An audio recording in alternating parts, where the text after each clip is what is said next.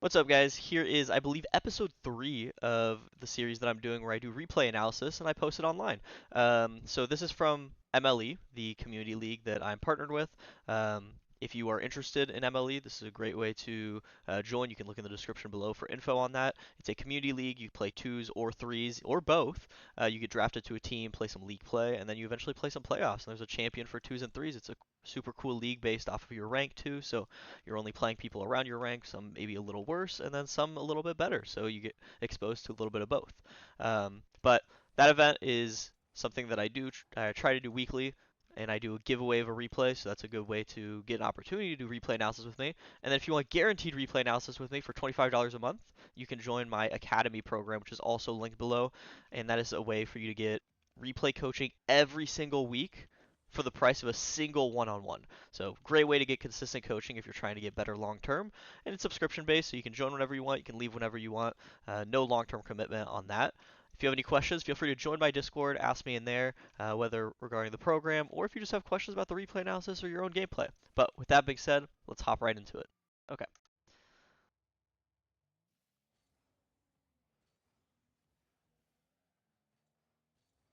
Okay, good kickoff. This is something that I talked about in a previous uh, event that I did, but make sure that when you land, if possible, always don't look to just turn your car towards where the ball is. Sometimes you can't decide it or like you can't determine it, right? But like here, when you're falling, don't turn to the left. Turn to the right, because then what you can do is you can rotate away from the play compared to here where it takes you a little bit longer and you have no boost. There's nothing in front of you other than pads. But if you would turn this way, then you have this pad line that you can follow to this big boost. And then right here, you have boost, you have boost, you have boost, and you're challenging this guy. Does that make sense? Yeah, yeah, Compared to here where you're playing like an actual soccer goalkeeper where it would work if you were playing soccer, but in Rocket League you can't like dive to the left and right when your car is facing out, so it makes it a little bit harder to challenge. And let's say you make this exact same save, you would have a good 70 boost still to be able to follow instead of having to grab the boost and leave.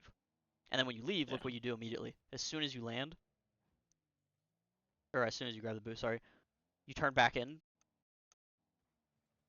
and now you're like backwards to the play and awkward. So that's not good. What Yeah. rank is this, by the way?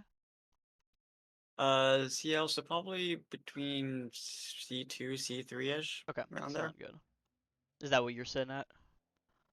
Yeah, C2, C3 is where I'm sitting at. Okay.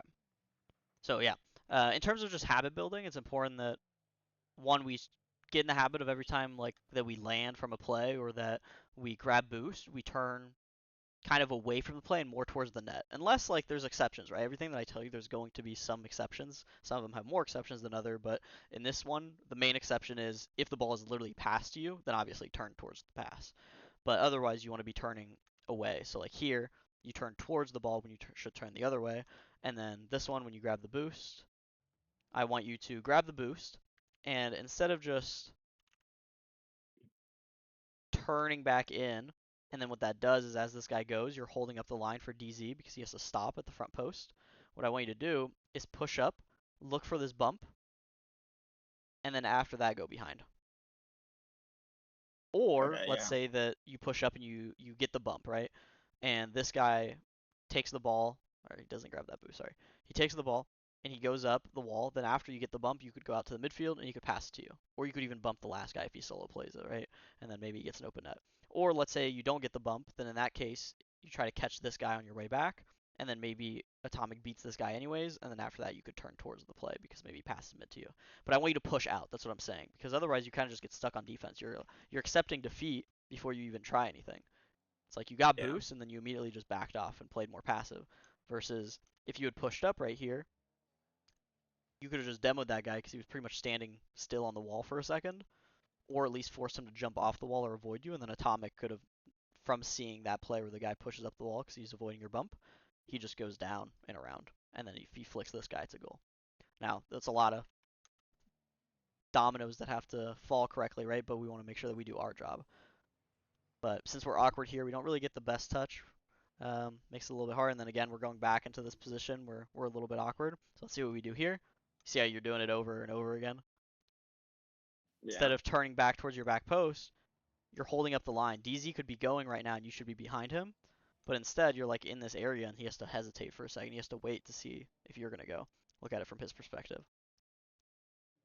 Right here, he could just start going. But since you're here, he kind of has to like wait and he's kind of confused. And then the other thing is if he gets beat, or let's say that he gets bumped right here, then who's covering the Yeah. net? No one, when you should be the one behind him.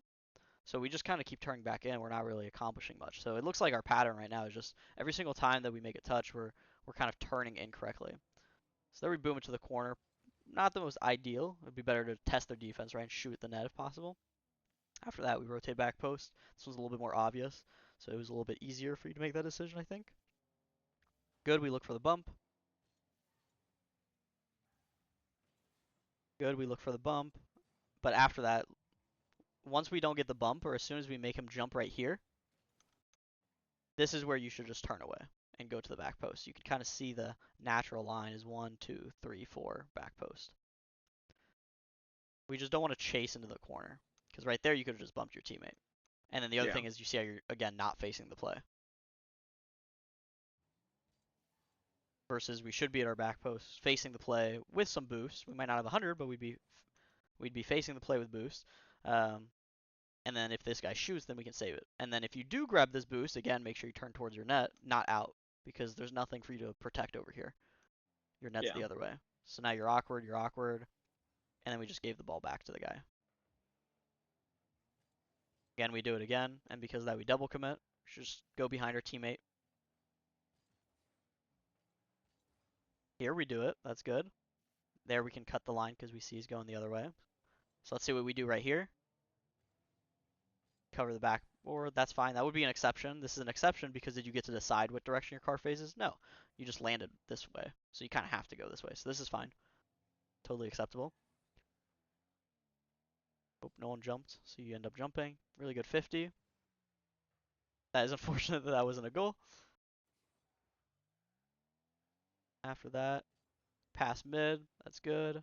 We land. We get the bump. I guess we get bumped more, unfortunately, but it was the right idea. It's the right thing to do.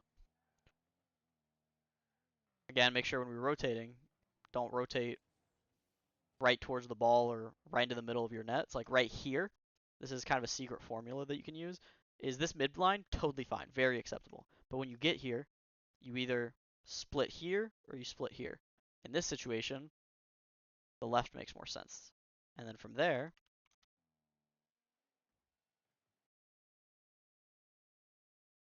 we push, we beat this guy, we counterattack. Compared to being in the middle of the net and backwards. You notice how that's happening a lot for you? Yeah. So that's going to be our main thing. So now it's just let's continue to look at examples. This is a quicker session just because we found what we needed pretty early, and I just want to show you as many examples as I can to kind of show you what we need to do. Here, this would be a good opportunity for you to turn back in, and you did that because you can still be relevant. Be here to cut it off. That's good. Here we turn towards the net. That was perfect. Good. Good. Love it. Love it. We look for the bump. Good. Good. We just jumped a little, kind of late, I think. Maybe early, actually.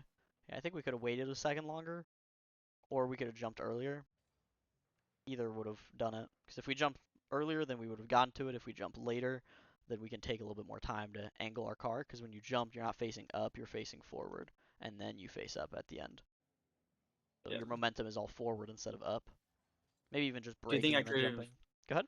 Do you think I could have been a little bit more patient there and not clipped up so much past midfield? Yeah, I think in this particular situation, you probably could have tapped your brake and then jumped. And then that would have allowed you to get a little bit more height because you have so much forward momentum because you're driving straight at the play that you end up you would get the height eventually. It's just you're moving so fast forward that you end up getting the height after you've already passed the ball. Yeah. Again, we rotate back post this time. That's good. It tends to be more it tends to be something you do when it's more obvious. Like when you're rotating from far down the field, you rotate back post. But in areas where it's like a tighter rotation, you tend to just turn back in, which leads to awkwardness. That's good for you to go look for the bump. Good. We went for the bump again. Love it. Try to pass. Works. Try to pop it mid. I don't even know how that happened. I that's a pinch and a half. Same idea. It's good for you to look for the bump, right? But once you don't get it right here, where do you go? That's why mm, I I would say cut to the left, but I feel like that's where Atomic's gonna go because Array's on the right. And that's okay. As long as you're not driving here, what you're going to do is you're going to take a left turn and you're going to start looking for the pads. The pads are your best friend when you're trying to rotate or when you're trying to find a path. So it's fine for you to look for the bump and force this guy kind of in this direction, which allows Atomic to flick this way. And then what you're going to do is you're going to go this way, and by the time they get to here, you'll have vacated the premises, I guess is the best way to put Mm. it. And then you can maybe bump this guy for an open net if your teammate beats the other guy. And then worst case, you're at the back post here with pads instead of 0 facing the wrong way. And then Yeah. now all you can kind of do is hit it back towards the wall. After that, I was going to say we get a good clear up, but the guy bumped us. But we did our job. We just happened to get bumped. Here, you're totally fine to go for boost. That's okay.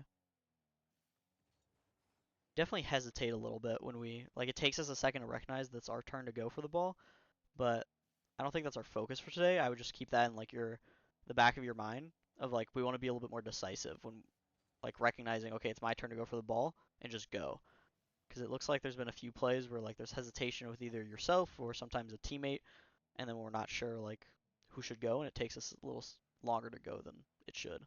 But I think our focus for today is mostly the turning in, and I think that'll make your life a lot easier in terms of positioning. And if you're better positioned, you get more opportunities. If you get more opportunities, you score more, or you get scored on Yeah. less. Good. You can be mid for him. You could also go for the bump. It's up to you. You end up going for the bump. That works. Again, the mid pads are totally fine, but afterwards, where do we rotate? Not front post like that. We need to here recognize, okay, I'm not useful anymore. I'm not really able to do anything, so I'm going to drive, I'm going to drive, I'm going to drive. I'm going to get to right here. From there, I'm going to go here. And then now I drive, I drive, I drive, I 50. Does that make sense? Yeah.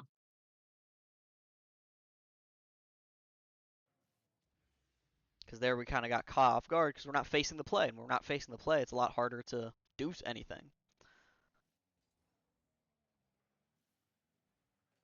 I don't know how you didn't bump him, but that was the right idea for you to go for the bump there.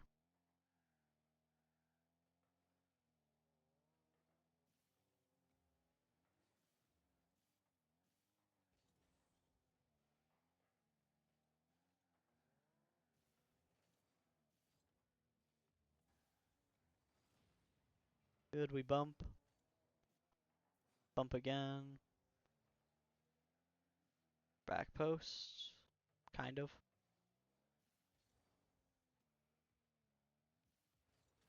Get demoed. I think it's kind of garbage time at this point in terms of the ball's just being hit Yeah. around. We're hoping something happens. So, okay. I think we found our thing. Our thing is when you're grabbing boost or when you're landing, I need you to, instead of just turning right back in towards where the ball is, or right back in your own corner, or right back where the play is, I need you to start pushing up, picking up pads or a big boost, and then turning towards your back post. And then when it comes to rotating, if you grab the mid pads, right, you're grabbing the mid pads. When you get to here, we either go like that or like that. And then when we're chasing demos, it's totally fine for us to chase it. But if we don't get it within one or two attempts, it's probably time to just cut into the midfield and then grab some pads and rotate back post. So a lot of things that have to do with how we rotate, how we move around the field. Does that make sense? Yeah. So that's what I would keep in mind as secondary points of just things to work on in the future. Um, is one, making sure that we're getting better at controlling the ball, just making touches to space and keeping it close to us, because that's something that you tend to do is when you do get the ball, you kind of just hit it and then hope something happens. There's probably a plan in mind, right? But I think that there could be more control in the plan, or there just needs to be more control in the plan in general, just thinking ahead of I want to control this into this open space, and then I can pass or then I can shoot instead of just hitting it forward and then trying to make something happen from that touch.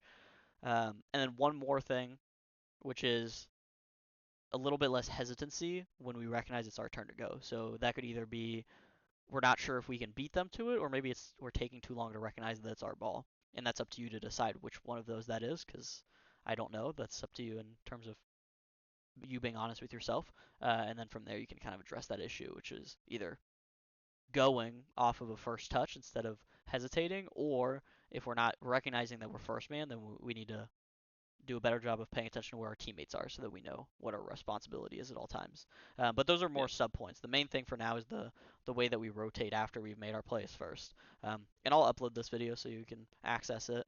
Um, I'll schedule it for next weekend, but I'll send you a unlisted version of it so you can watch it now or as soon as I Awesome. upload it. Any questions? Um, Not off the bat, everything made sense. I know I sometimes my rotations in threes were questionable, and I've been trying to fix it. I guess sometimes when I'm just in the moment, uh, it just kind of goes out the window, and I Mhm. guess that's gonna be something I have to consistently work on, like Yes. Yeah. while I play. It's not easy, but it is something that's doable. It just comes down to every single time you play, you have to be focusing on it so that it becomes a new habit. That's how you Yeah, break old habits, make new ones. Is you just have to constantly focus on it, and it might get repetitive or boring at times, but it's something that you have to do in order to get better. yeah, Okay. Thank you guys for watching that. Super cool analysis. Love doing it. But if you are interested in doing it yourself, make sure that you join that MLE community and you'll have a chance to be drawn for a giveaway. Or if you're trying to get it guaranteed, you're trying to reach a certain goal in Rocket League, feel free to join the Academy program. $25 a month, the same value, or actually, sorry, better value than doing just one replay analysis session because you're instead of paying $25 for one, you're getting $25 for four replay analysis sessions, one per week. You come and go whenever you want. You can watch other people get replay analysis and learn from them for extra benefit. And then you just get that consistent feedback loop so that when you're trying to reach a goal, boom, I'm there for you every single week. You can ask me questions, whatever you need.